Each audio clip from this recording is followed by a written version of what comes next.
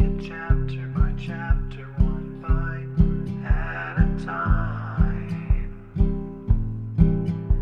So many adventures and mountains we can climb. Take it word for word, line by line, one bite at a time.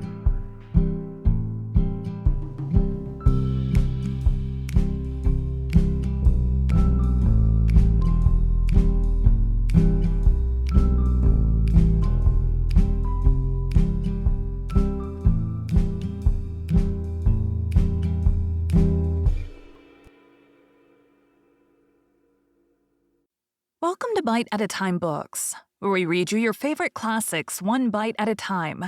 My name is Bree Carlile, and I love to read, and wanted to share my passion with listeners like you. If you want to know what's coming next and vote on upcoming books, sign up for our newsletter at biteatatimebooks.com. You'll also find our new t-shirts in the shop, including podcast shirts and quote shirts from your favorite classic novels. Be sure to follow my show on your favorite podcast platform so you get all the new episodes. You can find most of our links in the show notes. But also our website, biteatatimebooks.com, includes all of the links for our show, including to our Patreon to support the show, and YouTube, where we have special behind the narration of the episodes.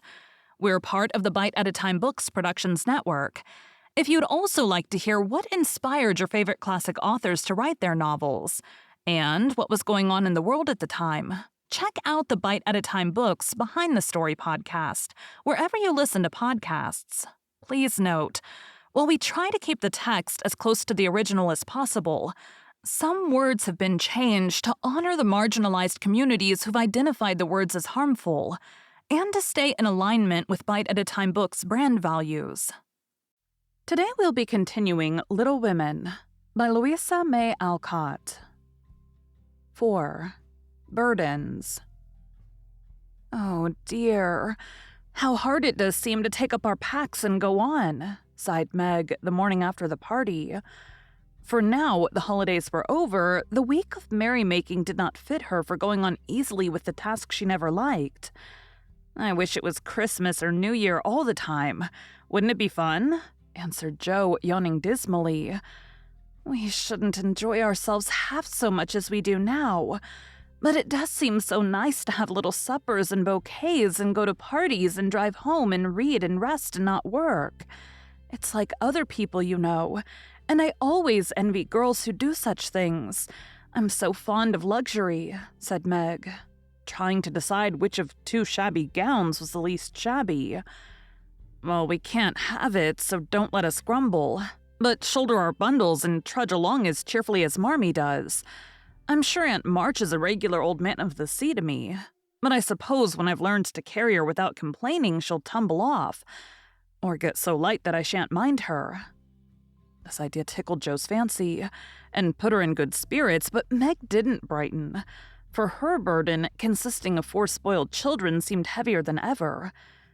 She hadn't heart enough even to make herself pretty as usual by putting on a blue neck ribbon and dressing her hair in the most becoming way. Where's the use of looking nice when no one sees me but those cross midgets, and no one cares whether I'm pretty or not, she muttered, shutting her drawer with a jerk.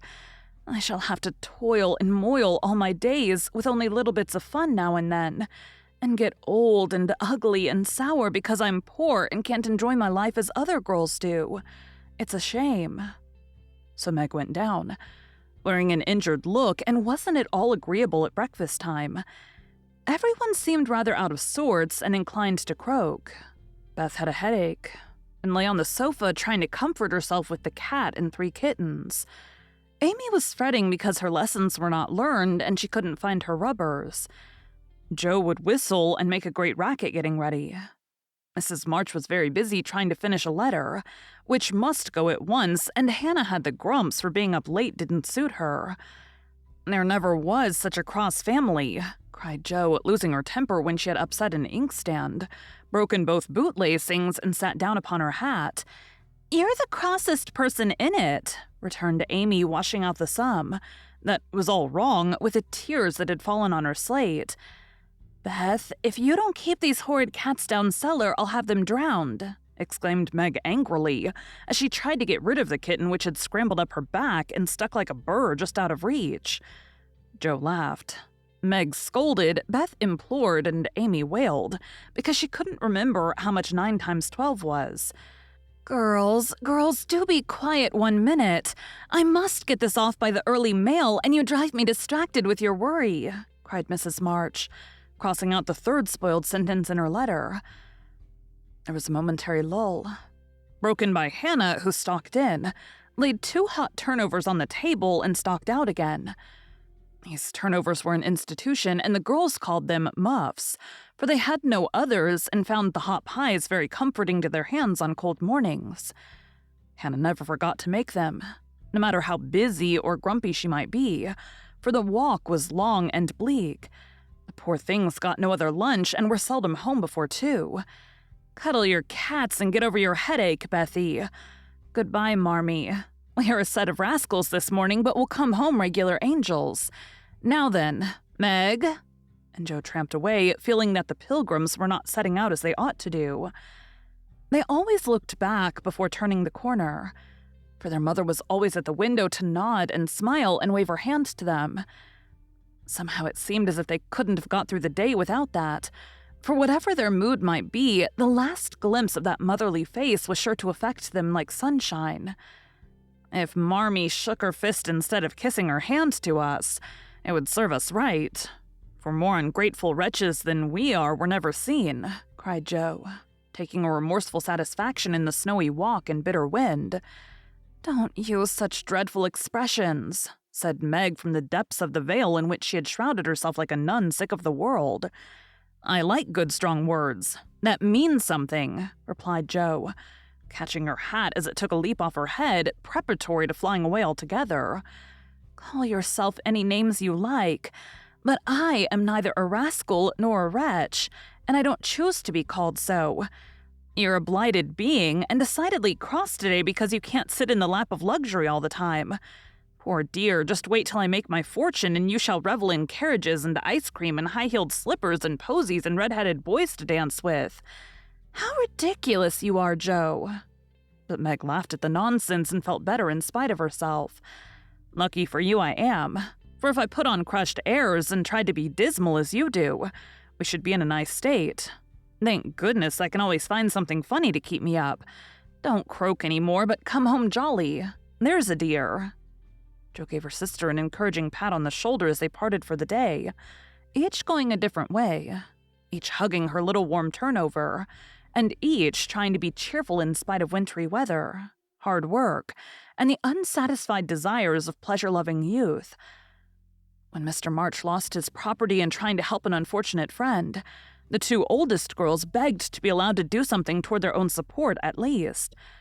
Believing that they could not begin too early to cultivate energy, industry, and independence, their parents consented, and both fell to work with the hearty goodwill which, in spite of all obstacles, is sure to succeed at last. Margaret found a place as a nursery governess, and felt rich with her small salary. As she said, she was fond of luxury, and her chief trouble was poverty. She found it harder to bear than the others, because she could remember a time when home was beautiful, life full of ease and pleasure, and want of any kind unknown. She tried not to be envious or discontented, but it was very natural that the young girl should long for pretty things, gay friends, accomplishments, and a happy life. At the Kingses, she daily saw all she wanted, for the children's older sisters were just out, and Meg caught frequent glimpses of dainty ball dresses and bouquets, heard lively gossip about theaters, concerts, sleighing parties, and merrymakings of all kinds, and saw money lavished on trifles which would have been so precious to her. Poor Meg seldom complained, but a sense of injustice made her feel bitter toward everyone sometimes, for she had not yet learned to know how rich she was and the blessings which alone can make life happy. Joe happened to suit Aunt March, who was lame and needed an active person to wait upon her. The childless old lady had offered to adopt one of the girls when the troubles came, and was much offended because her offer was declined. Other friends told the Marches that they had lost all chance of being remembered in the rich old lady's will, but the unworldly Marches only said, "We can't give up our girls for a dozen fortunes," Rich or poor, we will keep together and be happy in one another." The old lady wouldn't speak to them for a time. But happening to meet Jo at a friend's, something in her comical face and blunt manners struck the old lady's fancy, and she proposed to take her for a companion. This did not suit Jo at all, but she accepted the place since nothing better appeared, and to everyone's surprise, got on remarkably well with her irascible relative. There was an occasional tempest, and once Jo had marched home, declaring she couldn't bear it any longer. But Aunt March always cleared up quickly, and sent for her back again with such urgency that she could not refuse, for in her heart she rather liked the peppery old lady. I suspect that the real attraction was a large library of fine books, which was left to dust and spiders since Uncle March died. Jo remembered the kind old gentleman, who used to let her build railroads and bridges with his big dictionaries, tell her stories about the queer pictures in his Latin books, and buy her cards of gingerbread whenever he met her in the street. The dim, dusty room with the busts staring down from the tall bookcases, the cozy chairs, the globes, and best of all, the wilderness of books, in which she could wander where she liked, made the library a region of bliss to her. The moment Aunt March took her nap or was busy with company, Jo hurried to this quiet place, and curling herself up in the easy chair devoured poetry, romance, history, travels, and pictures, like a regular bookworm. But like all happiness, it did not last long. For as sure as she had just reached the heart of the story, the sweetest verse of the song, or the most perilous adventure of her traveler, a shrill voice called, "Josephine! Josephine!" She had to leave her paradise to wind yarn, wash the poodle, or read Belsham's essays by the hour together. Jo's ambition was to do something very splendid. What it was, she had no idea as yet, but left it for time to tell her, and meanwhile found her greatest affliction in the fact that she couldn't read, run, and ride as much as she liked. A quick temper, sharp tongue, and restless spirit were always getting her into scrapes, and her life was a series of ups and downs which were both comic and pathetic. But the training she received at Aunt March's was just what she needed, and the thought that she was doing something to support herself made her happy, in spite of the perpetual Josephine. Beth was too bashful to go to school. It had been tried, but she suffered so much that it was given up, and she did her lessons at home, with her father. Even when he went away and her mother was called to devote her skill and energy to soldiers' aid societies, Beth went faithfully on by herself and did the best she could. She was a housewifely little creature, and helped Hannah keep home neat and comfortable for the workers, never thinking of any reward but to be loved. Long, quiet days she spent, not lonely nor idle, for her little world was peopled with imaginary friends, and she was by nature a busy bee. There were 6 dolls to be taken up and dressed every morning, for Beth was a child still and loved her pets as well as ever. Not one whole or handsome one among them. All were outcasts till Beth took them in, for when her sisters outgrew these idols they passed to her, because Amy would have nothing old or ugly. Beth cherished them all the more tenderly for that very reason, and set up a hospital for infirm dolls. No pins were ever stuck into their cotton vitals. No harsh words or blows were ever given them. No neglect ever saddened the heart of the most repulsive, but all were fed and clothed, nursed and caressed, with an affection which never failed. One forlorn fragment of dollanity had belonged to Jo, and having led a tempestuous life, was left a wreck in the rag bag, from which dreary poorhouse it was rescued by Beth, and taken to her refuge. Having no top to its head, she tied on a neat little cap, and as both arms and legs were gone, she hid these deficiencies by folding it in a blanket and devoting her best bed to this chronic invalid. If anyone had known the care lavished on that dolly, I think it would have touched their hearts even while they laughed. She brought it bits of bouquets, she read to it, took it out to breathe the air. Hidden under her coat, she sung it lullabies and never went to bed without kissing its dirty face and whispering tenderly, "I hope you'll have a good night, my poor dear." Beth had her troubles as well as the others, and not being an angel but a very human little girl, she often wept a little weep, as Jo said, because she couldn't take music lessons and have a fine piano. She loved music so dearly, tried so hard to learn, and practiced away so patiently at the jingling old instrument that it did seem as if someone, not to hint Aunt March, ought to help her. Nobody did, however, and nobody saw Beth wipe the tears off the yellow keys that wouldn't keep in tune when she was all alone.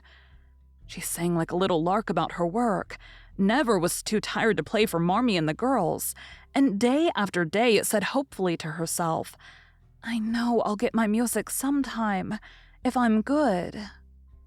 There are many Beths in the world, shy and quiet, sitting in corners till needed, and living for others so cheerfully that no one sees the sacrifices till the little cricket on the hearth stops chirping, and the sweet, sunshiny presence vanishes, leaving silence and shadow behind. If anybody had asked Amy what the greatest trial of her life was, she would have answered at once, "My nose."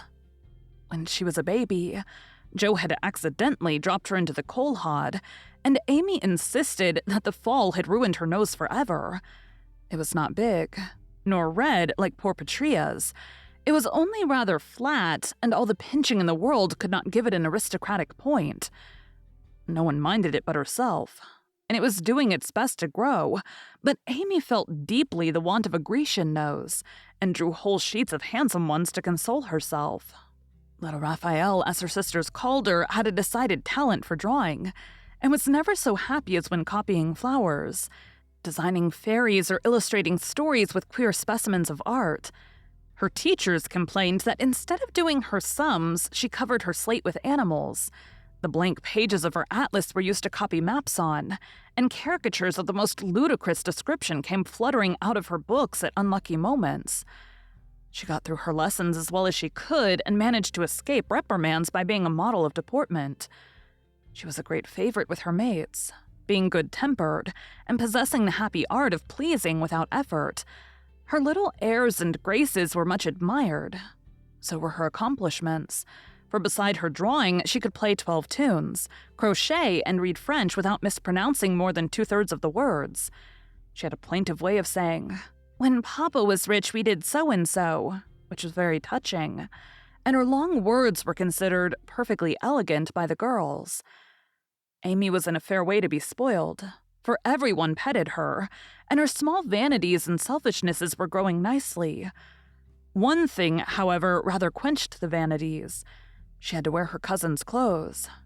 Now, Florence's mama hadn't a particle of taste, and Amy suffered deeply at having to wear a red instead of a blue bonnet, unbecoming gowns, and fussy aprons that did not fit. Everything was good, well-made, and little worn, but Amy's artistic eyes were much afflicted, especially this winter, when her school dress was a dull purple with yellow dots and no trimming. "My only comfort," she said to Meg with tears in her eyes, "is that Mother don't take tucks in my dresses whenever I'm naughty as Maria Parks's mother does. My dear, it's really dreadful, for sometimes she's so bad her frock is up to her knees, and she can't come to school. When I think of this degradation, I feel that I can bear even my flat nose and purple gown with yellow skyrockets on it." Meg was Amy's confidant and monitor, and by some strange attraction of opposites, Joe was gentle Beth's. To Joe alone did the shy child tell her thoughts, and over her big harum-scarum sister, Beth unconsciously exercised more influence than anyone in the family. The two older girls were a great deal to one another, but each took one of the younger into her keeping and watched over her in her own way. Playing mother, they called it, and put their sisters in the places of discarded dolls with the maternal instinct of little women. "Has anybody got anything to tell? It's been such a dismal day, I'm really dying for some amusement," said Meg, as they sat sewing together that evening.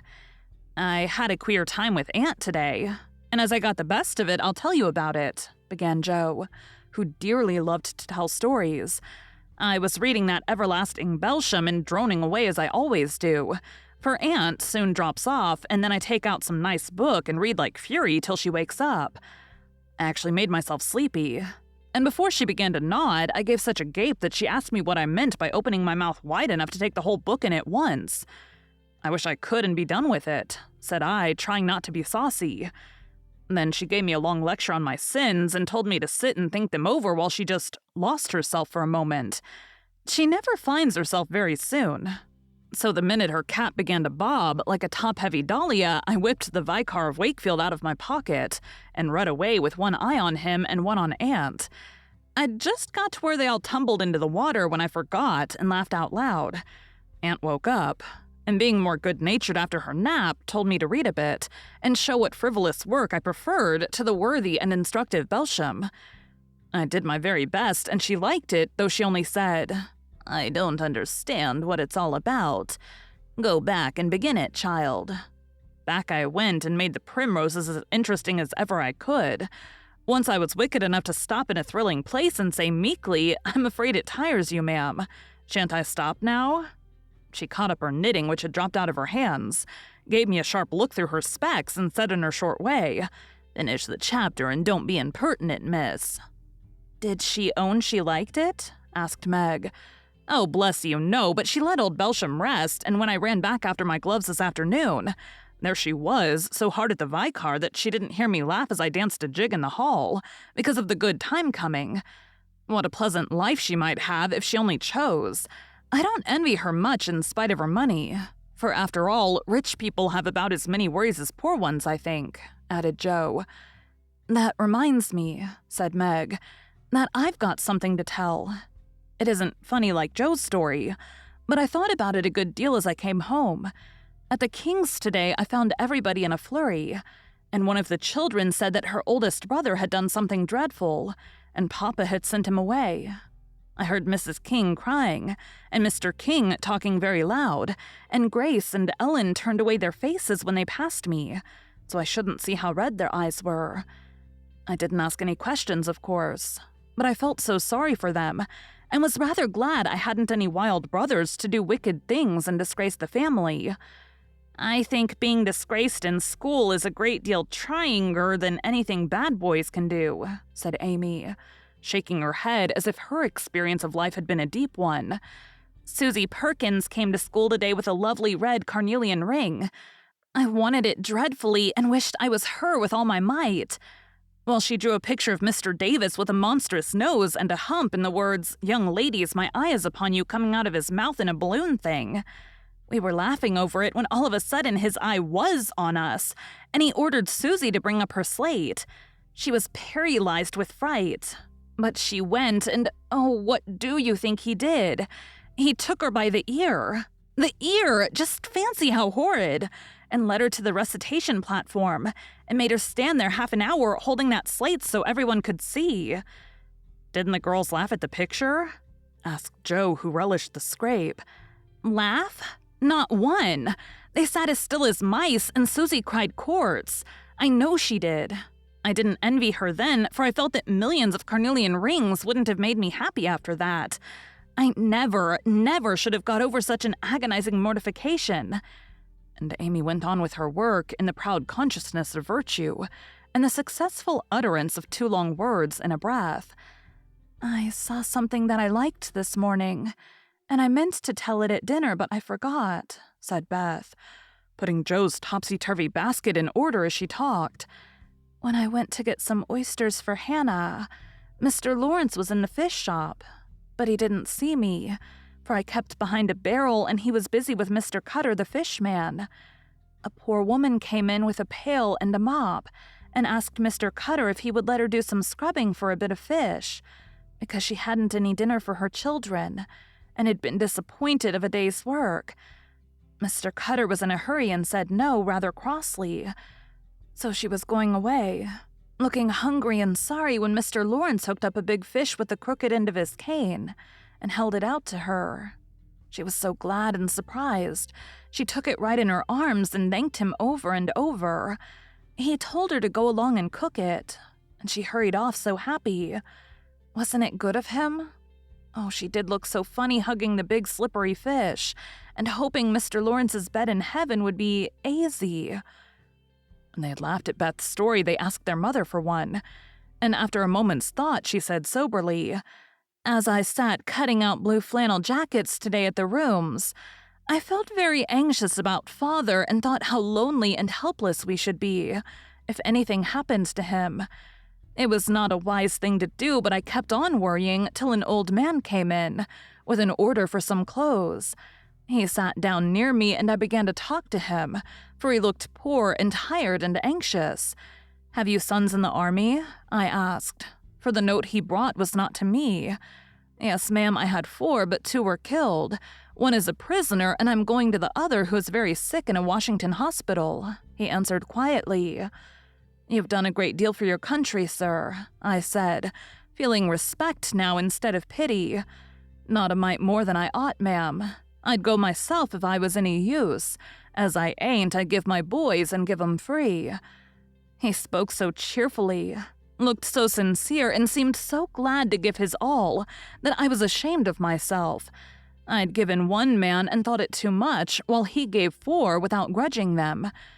I had all my girls to comfort me at home, and his last son was waiting miles away to say goodbye to him, perhaps.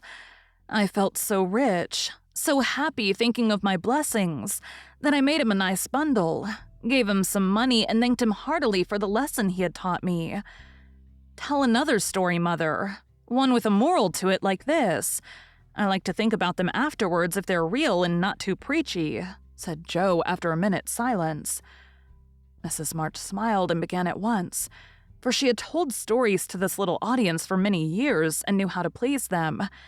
"Once upon a time, there were 4 girls who had enough to eat and drink and wear, a good many comforts and pleasures, kind friends and parents who loved them dearly, and yet they were not contented." Here the listeners stole sly looks at one another and began to sew diligently. "These girls were anxious to be good and made many excellent resolutions, but they did not keep them very well and were constantly saying if we only had this, or if we could only do that, quite forgetting how much they already had, and how many pleasant things they actually could do. So they asked an old woman what spell they could use to make them happy, and she said, 'When you feel discontented, think over your blessings and be grateful.'" Here Joe looked up quickly as if about to speak, but changed her mind, seeing that the story was not done yet. Being sensible girls, they decided to try her advice, and soon were surprised to see how well off they were. One discovered that money couldn't keep shame and sorrow out of rich people's houses. Another that though she was poor, she was a great deal happier with her youth, health, and good spirits than a certain fretful, feeble old lady who couldn't enjoy her comforts. A third, that disagreeable as it was to help get dinner, it was harder still to have to go begging for it. And the fourth, that even carnelian rings were not so valuable as good behavior. So they agreed to stop complaining to enjoy the blessings already possessed, and try to deserve them lest they should be taken away entirely, instead of increased. And I believe they were never disappointed, or sorry that they took the old woman's advice. "Now, Marmee, that is very cunning of you to turn our own stories against us, and give us a sermon instead of a romance," cried Meg. "I like that kind of sermon. It's the sort Father used to tell us," said Beth thoughtfully, putting the needle straight on Joe's cushion. "I don't complain near as much as the others do, and I shall be more careful than ever now, for I've had warning from Susie's downfall," said Amy morally. "We needed that lesson, and we won't forget it. If we do, you just say to us as old Chloe did in Uncle Tom, 'Tink ob your mercies, chillin', tink ob your mercies,'" added Joe, who could not for the life of her help get a morsel of fun out of the little sermon, though she took it to heart as much as any of them. Thank you for joining Bite at a Time Books today, while we read a bite of one of your favorite classics. Again, my name is Bree Carlile, and I hope you come back tomorrow for the next bite of Little Women. Don't forget to sign up for our newsletter at biteatatimebooks.com and check out the shop. You can check out the show notes or our website, biteatatimebooks.com, for the rest of the links for our show. We'd love to hear from you on social media as well.